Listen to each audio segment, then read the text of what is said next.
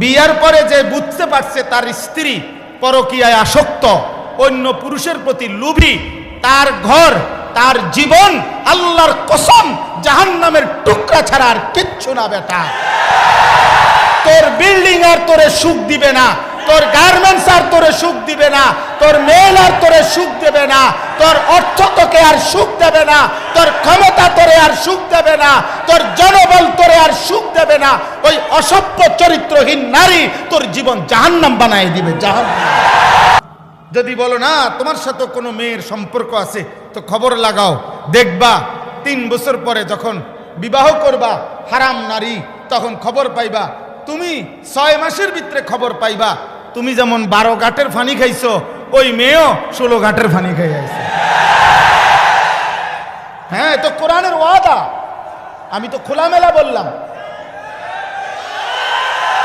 এটা কোরআন, সরাসরি আল্লাহর কোরআন বলছে। সূরা নূরের মধ্যে স্পষ্ট আছে, স্পষ্ট।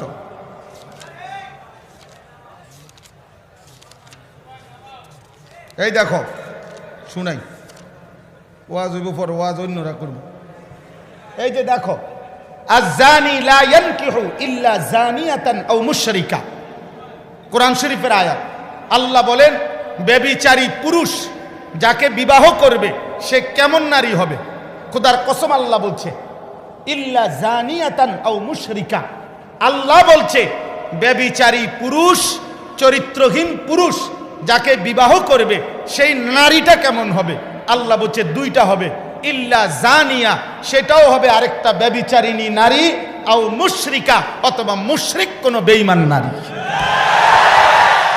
একেবারে বাংলা কোরআন শরীফের আয়াত,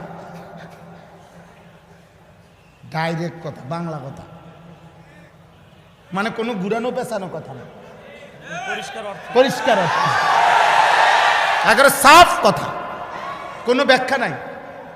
ওয়াজানিয়াতু লা ইয়ানকিহুহা ইল্লা জানিন আও মুশরিকুন। এবার আল্লাহ পরের শব্দ বলছে কোন ব্যভিচারিণী নারীকে, শোনো ভাই, মহিলারাও শুনেন, মা বোনরাও শুনেন।